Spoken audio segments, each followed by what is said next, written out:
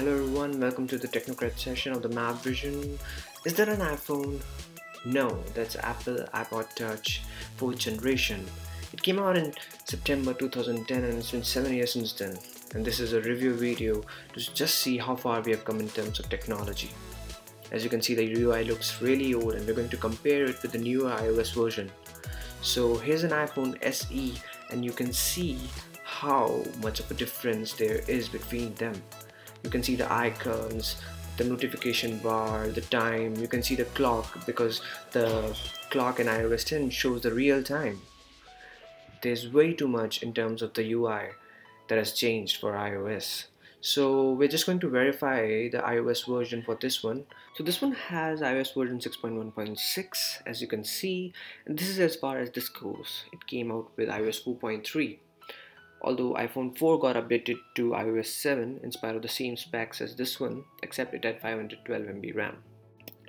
So the screen size is 3.5 inches diagonally with a resolution of 640 by 960 pixels, which gets the pixel density to 326 ppi, which was actually great for that time considering the iPhones of today also have the same pixel per inch density except the Plus variant. It is an LED backlit IPS LCD Retina display. The top of the device has the lock power button, which is actually broken for me, so I have to use the assistive touch. The left hand side has the volume rocker with an all metal back. So this device was meant for music entirely and some entertainment, but the speakers aren't that great on this one. The audio feedback in the earpieces is great though. Let's have a listen.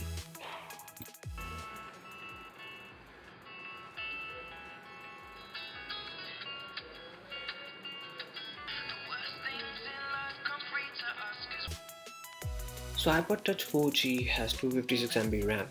Whoa, it feels really weird to talk about RAM in megabyte terms nowadays. So this has an A4 single core processor. This one is a 32 gigabytes variant. It goes up to 64 gigabytes. It has a 930 mAh non-replaceable battery, which is of no good. I'm surprised App Store still opens on this one, but you can see how slow this device is.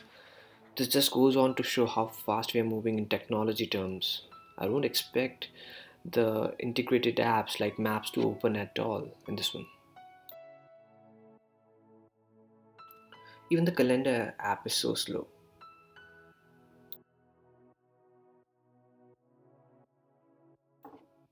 Amazingly, this device still has some fire in it. It can handle games like Nova, Brothers in Arms, Asphalt, but it takes time to load them.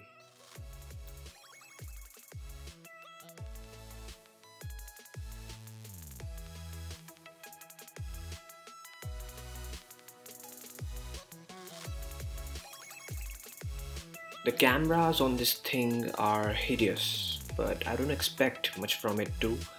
The back camera is of just 0.7 megapixels, but it can support 720p video recording at 30 frames per second.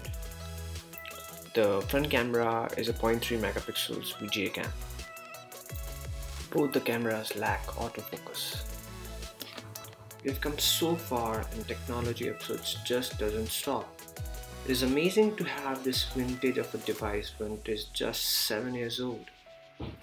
This device does have a lot of shortcomings like no GPS, bad camera, no flash, but these were addressed in later generations.